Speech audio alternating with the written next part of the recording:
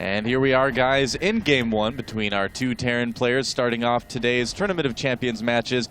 And up at the top of the map, in the green from the team mouz, it is ThorZaIN, all the way from Sweden. And down at the bottom of the map, our Korean Terran player, formerly of the team Incredible Miracle, now joining Quantic, it is Apocalypse. I love these guys both throwing out just the have funs. Do not have good luck. This will not be a good game, but have a good time losing. That's right. Well, having fun is important, of course, in StarCraft too. Oh, we forgot to take a look at the player stat things before we start the match, so we can look at them between this game and the next one. No worries here, but there's some interesting stuff with that. Yeah. So Apocalypse getting here after defeating Gumiho 3-0 very convincingly. He just kind of confused Gumiho, I guess is the best way to describe it. It just did not look like our FXO Terran player had any idea of just kind of how to play against Apocalypse. So that last game especially, the one on Antigua Shipyard, is the one that always stands out to me. Apocalypse ended up going 3 Reapers with Reaper speed into double port Banshee on one base, into a 2-base bio build. He sufficiently confused and delayed Gumiho enough that Gumiho was able to make about 10 Vikings and 1 Thor. I mean, that was so weird. It was very strange. So I'm curious to see what sort of builds he has in store for ThorZaIN. And ThorZaIN is a player that recently spent some time in Korea. Well, I guess it was last year now. He did spend some time out in Korea. Made a name for himself out there, too. Got some wins in the GSL Team League. I know especially Slayers players were really impressed by him. But in general, I did hear a lot of Korean players talk about ThorZaIN, say just how good he is. And he's known as the Spoon Terran, especially in his Terran versus Zerg style. He likes to play very slow, very methodically, very safe. But I don't think that applies to every matchup. At TVP, he certainly throws in a lot of all-ins from time to time, a lot of early cheeses. And in TVT, he tends to vary things up a little bit as well. So we could see kind of a wide variety from ThorZaIN today. We had kind of a crazy thing at the beginning right away for Apocalypse. He actually cut an SCV to put his gas down on 12, so it's going to give him a little bit extra, a little bit quicker factories. You guys can see they're hitting almost exactly at the 3-minute mark, so just a wee bit earlier than it would normally be. ThorZaIN, on the other hand, he's saving up for presumably a factory as well. There's 100 gas and 150 resources, and what is he going to do? Not allocated those quite yet, still continuing to build up gas. Yeah, well, why cut an SCV? Why do that? That's a very strange move by Apocalypse. I almost wonder if maybe it was just a mistake here, because there's not really a lot of reasoning to do that. But here's what I'm wondering, and someone better with timings will probably have to tell me, as we do have a factory coming up now for ThorZaIN inside of his base. Does cutting that SCV for just the amount of time to put up a refinery on 12 still give you exactly 15 SCVs as soon as the barracks finishes now? Well, yeah, it is possible. I suppose it might. I've never really heard of it done that way, but it certainly could be that way. And a very fast second gas as well. This looks like it could be Cloaked Banshees, although we have seen players go things like Blue Flame Hellion drops early on in TVT lately as well. Looks like in this case it will be the Banshees as we see him moving that factory away. And a fast expansion from ThorZaIN. And here's the thing, ThorZaIN is going to have some Hellions out. His Marine count's going to be a little bit lower, but we do see him getting that Starport now in the production queue, so he should have a Viking out in time to not take too much damage from these Banshees, as long as he saves a scan or two. Still, what a crazy way to do this, though. I mean, Apocalypse again throwing in another little twist as he puts down that gas after the factory is done and already building a tech lab. I mean, usually you see that as the factory is building if you want to accumulate that gas super quickly, but this still allows him to get a Banshee. And this is basically just kind of fastest Banshee possible is kind of the theme for it here. So, yeah, we'll see how well it ends up working out for him. That first Banshee is almost finished, a little over halfway done now, and ThorZaIN is actually not making a Viking. There we go, just now starting a Viking. Should still get out in time to deal with this, so I don't think ThorZaIN's going to take a ton of damage from it. Really delayed Cloak coming out of Apocalypse as well. His first Banshee just about to finish up. He's not going to have enough gas right away for a second Banshee, but he'll be able to start one momentarily. Let's see, there's another 100 gas, and this is probably this is probably that delayed timing that we've been seeing once in a while in TVT here. You fly in with the first Banshee and try to convince your opponent that you didn't get Cloak, and then once they use their mules, then Cloak is about done, and you can kind of come in and surprise him a little bit, do some extra damage. So it's just interesting to see how Terran versus Terran evolves. There always are little twists that the players are throwing at each other in nearly every game. It changes weekly. That's why it's such a fascinating matchup to watch. ThorZaIN already putting up a Raven right now, though, so he's not going to have to worry too much with the extra scans that he has, of course. And, oh, look at this, already hunting down that Banshee. So Apocalypse's game is a little bit up now. He does have his own missile turret coming up, but decides to cancel or stop building that for a while. Still has the resources allocated and still blocking his mineral line, but he's not finishing it up. Yeah, I think he's kind of just waiting to see if he needs it or not. You know, and there, if he needs it, he can finish it ultra fast, and if he doesn't, he can cancel it. So it's a nice little touch by Apocalypse. I do like that. Stealth is finished now. Cloaking Field, rather, is finished. And here it comes. Does ThorZaIN have any resources on that command center?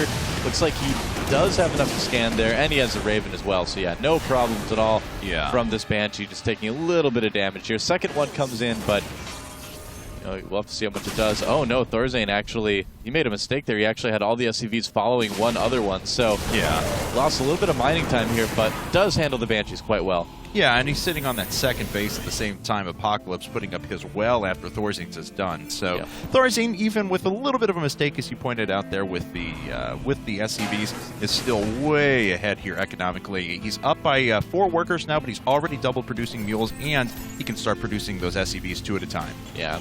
Now, to a certain extent, I question the little bit of lag, it looks like, for Apocalypse, but I question the choice of getting a Raven by ThorZaIN, because he's not going into mech or anything like that.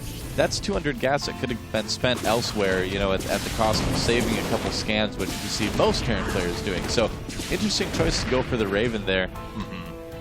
And we'll see how Apocalypse does with this next Banshee that's made its way out. Does manage to kill 3 workers so far. A Viking's already in the area, and that Banshee is going to have to move away. Down to just 24 energy, though, and it looks like ThorZaIN flying right alongside, so we'll see if he can actually get there in time to pick that off. It's going on a lovely journey together. Raven out right now for Apocalypse as well. Here comes ThorZaIN with his Marines and tanks. Yeah. It's a pretty close fight here. I don't know if ThorZaIN wants to engage with this too much. It looks like he doesn't for now anyway.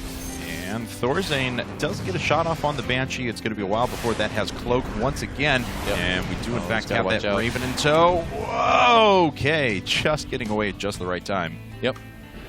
It's a close call there for the Raven from ThorZaIN. ThorZaIN does have a nice little supply lead. And will he be able to really do much damage to Apocalypse with this, though? I mean, Apocalypse looks pretty well situated with the units that he has. Oh, look at that ThorZaIN, though, dropping on the high ground. A little bit of the surprise maneuver here, but was it a mistake? Apocalypse coming back with his units, and yeah, ThorZaIN making the right call, picking everything up, getting out just in time here. Yeah.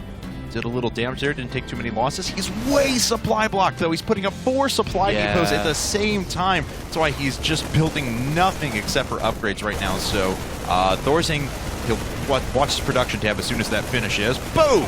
Immediately shooting up with extra units that he had queued up and ready to go. Yep. Doesn't quite get the barracks. If your opponent's going mech, it's actually kind of nice to kill that barracks early on, because it means they just have to make another one before they can make any more factories. So Apocalypse playing a little bit risky by getting that barracks out there. You can use it to scout, but normally you don't want it killed quite that early in the game. Looks like he will survive there with that instead. And 2 starports right away for Apocalypse. Interesting. Going for a bit of an air Terran play, it looks like, this game. Yeah, Sky Terran certainly a possibility now. And ThorZaIN, he's actually adding on another factory himself, so he'll be able to move into double siege tank production when the time comes. He's got pretty good air production at the same time, and a smattering of upgrades hitting. Let's see, Stim actually quite delayed, though, only now coming up. Both players have built a 3rd base as well. ThorZaIN's is almost finished up. Apocalypse's is actually done, though. Yeah, but when will he be able to use that? That's the question. You know, ThorZaIN's got the middle of the map locked down pretty tight right now, so it might be a bit tougher for Apocalypse to take that base. Now, he's going to be kind of building up a pretty big Viking and Banshee count here, and ThorZaIN may not necessarily be expecting that too much. As far as the Air Force for ThorZaIN, let's check the Viking count real quick here. Looks like 3 Vikings for Apocalypse versus 2 for ThorZaIN, and with Apocalypse continuously building them here, he's going to get a nice little air lead, and that might be tough for ThorZaIN to deal with for a little bit of time. Well, let's see here now as ThorZaIN's adding in quite a few bio units, Marauders and Marines at the same time. He's actually ceased his tank production for quite some time now. And let's see as Ooh, Apocalypse is thinking about taking this base, but there's already some units in position for ThorZaIN, and that's going to require quite a troop movement out of Apocalypse to clean this up. We'll see if ThorZaIN takes advantage of this, but he is actually quite far away in the middle of the map. Yeah, now is that a Banshee coming into ThorZaIN's base up at the top as well? It looks like it is. So yeah, Apocalypse still putting on the pressure here onto ThorZaIN's third base, and ThorZaIN really has no defenses here. He might take some losses if he's not careful. Yeah, and he gets everything cleaned up, so Apocalypse is actually able to take that third base successfully for the time being. That now has 8 kills on it. 2 Vikings are out. This Banshee is going to have to run away. We'll see if ThorZaIN uses a scan. No, just waiting for the Raven to catch up, and he will eventually kill that, but not before it steals quite a few worker kills. Yes, he will. Yeah, not too bad. So, let's see, I didn't quite catch the SCV loss count there, but yeah, 12. Okay, so Apocalypse not doing too bad here. Supply still fairly even. ThorZaIN again building a lot of supply depots at once.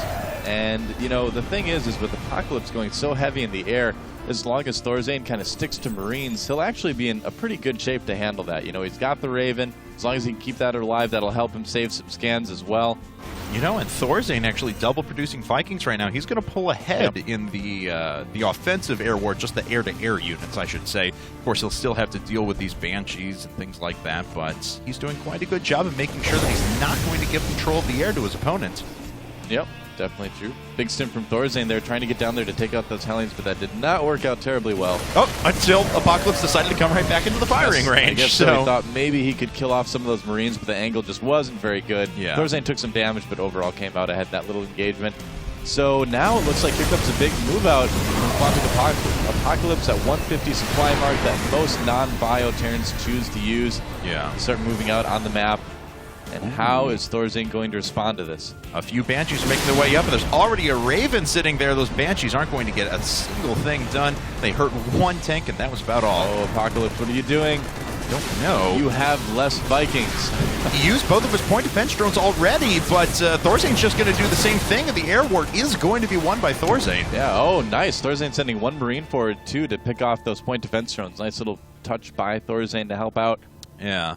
And ThorZaIN was investing in infrastructure for a while that did allow Apocalypse to catch up in supply, but, you know, that being said, now ThorZaIN's going to be able to retake that lead here in just a bit as he continues to power ahead. And doing a little bit of harassment as well. Well, this TVT, even so, could go either way. We'll have to see. Oh, the Banshee's doing not Banshees, the Hellions doing a lot of damage to that Bioforce there. Only the Lone Marauder surviving. Yes, and he will be able to take out the rest of the Hellions if they stop there and try to engage. ThorZaIN going to swing around with a pretty decent Bioforce now, though, to continue to do some harassment. And he was well prepared for that Hellion making its way into his own third. Yeah, this is still a very even game between these two players. Neither one of them has really been able to do a lot of damage to the other's economy. Yeah. They've just kind of been posturing in the map. A couple little engagements here and there, but no big fights overall. That may change very soon, though, and then we're going to see who's going to take the lead. Oh, nice little push by ThorZaIN, doing some economic damage to Apocalypse, but he's going to lose all these units. Yes, he is, but he's accumulated quite a few units here in the middle of the map. Worker count is 59 to 57 in favor of ThorZaIN right now, and he does have another base just finishing up right now, and he builds a fusion core because he's making some battle cruisers. That's right. He's got the air advantage right now, and he's going to try to keep it with those battle cruisers. If he can take out the Vikings of Apocalypse, then there's not going to be a whole lot that Apocalypse can do against the battle cruisers from ThorZaIN. So he's going to try. I like that he's only making 1 at once, not making any sort of huge commitment to battle cruisers, still working on his upgrades and things like that. So he should be in pretty good shape. Apocalypse, though, has taken a nice little supply lead here. I think just in general, Apocalypse's macro this game has been a little bit stronger. Ooh, he's got to watch out for those Banshees, though. Loses 2 right away. Yeah. Only gets 1 tank in return, so not a good trade. Yeah, but let's see what he's replacing now, as ThorZaIN's actually adding on a second battle cruiser. Now Apocalypse going up to 3 tanks at a time, only producing 1 Viking at a time, though, and with the battle cruisers, they'll be able to neutralize any amount of tanks on the ground. Yep, ThorZaIN has to be very, very careful about how he engages this. His army cannot take Apocalypse in a straight-up fight, but he's going for it anyway. All right. Those tanks on the high ground, though. There were still the leftover point defense drones for ThorZaIN. We'll see if that gives him enough of an air advantage here. A bunch of SCVs being pulled off the line, and ThorZaIN, he's able to fight all of those back. Significant economic damage done there. Apocalypse has to back off. The Vikings were just a little bit too strong there for ThorZaIN. Yeah, wow. I mean, that was a dangerous attack, too, by Apocalypse. ThorZaIN had to handle that perfectly, and he certainly did. Oh, here comes Apocalypse again, though. ThorZaIN needs to make a run for it right now. Yeah, it doesn't have enough to engage this the second time around, but of course, he did kill 23 workers with that little bit of harassment before, and the ones that were just sacrificed to come up in the attack for Apocalypse. Yeah, he's been able to kind of even things up supply-wise, and he has taken a 4th base as well. How long will he keep it, though? Apocalypse is coming in right now. All right, well, let's see here as Apocalypse, he's got a pretty good siege position on this next base, and it is an orbital command, so it can lift up, and indeed it is going to. The rest of the units making their way through for ThorZaIN, though he's got a battlecruiser overhead, starting to pick away at those tanks, but everything is being dedicated to try and take out this orbital command, which is getting low in health. Yep, and will ThorZaIN be able to repair it in time? He's not sending any SCVs out to do that, just concentrating on these Marines here. Yeah, a little bit surprised about that, but the tank line has evaporated now for Apocalypse, given that the battlecruisers have just too much power overhead. Yeah, pretty much. That one SCV from Apocalypse, I don't know what he's doing here. Look at that, there's just one SCV just kind of hanging out. He's like, if only I can like paint my metal green, I can just fit in. I'm going over to the winning side, guys. Know. That's right. So Apocalypse, yeah, definitely taking some big damage in that attack, not going too well. And now that ThorZaIN has those battlecruisers out and the air advantage, it's going to be pretty tough for Apocalypse to come back. All right, well, we'll see. Apocalypse, what is the rest of his air army? He's only on 4 Vikings, and that's all the anti-air he has. I mean, it's going to be so difficult to try and inflict enough economic damage. He's going to try with some units running by, but there's already a Marauder sitting behind the mineral line. We'll be able to take these Hellions out ever so slowly. They will inflict some economic losses, but ThorZaIN just going ahead and moving all of his units down around the bottom right-hand corner.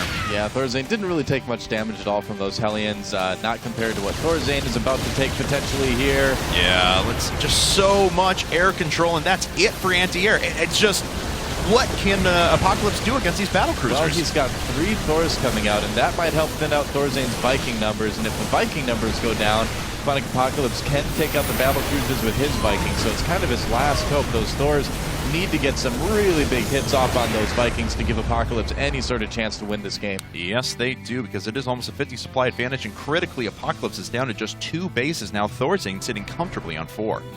Yeah, ThorZaIN looking very, very comfortable indeed. He's looking like he's sitting in one of those nice, like, big plushy pillow chair things. You know, it's not even like a structured chair. It's just like a giant pillow. Doesn't get much more comfortable than that, I think. That's true, as he sits and kills his opponent with a small spoon in said comfy chair. That's right. It is ThorZaIN, so he has a significant advantage, but of course he will make sure that he maximizes on that as much as possible. Oh yeah, well, it's the old StarCraft 2 added on your head, get more ahead. Interesting interview came out with ThorZaIN just recently, though, where he said that his style, the spoon tearing style, is not because he's trying to play overly patiently. Sometimes he's just, you know, overestimates what his opponent has and is afraid to attack into it. Well, that's what you see a lot of times with players that play very passively. They do have some fear, you know, I mean, who knows what's in the fog of war, you know, I mean, I know especially when I started out playing Turn versus Zerg, it always seemed like there was a huge, you know, Ling, Baneling, Mutaforce just out of vision range. I know how you feel. There actually was, yeah, so that affects everybody, even the pro players, so not surprising at all really to hear ThorZaIN say that. And you can really see it in different matchups too. You know, obviously he feels that way in TVZ, but TVP, man, he's not afraid to go in there right away at all. All right, well, the Vikings are rolling up for ThorZaIN, and he is going to dispatch of the air forces from Apocalypse pretty quickly, but there it is. Those Thors that you were talking about before. Looks like the battlecruisers are going after the Thors, and the Vikings are going after the Vikings of Apocalypse, because the tanks are going to mean nothing in this battle once this is done. So as long as those Thors go down, then that could be curtains for Apocalypse. And it looks like they will. So it looks like it will be GG for Quantic.Apocalypse. There it is.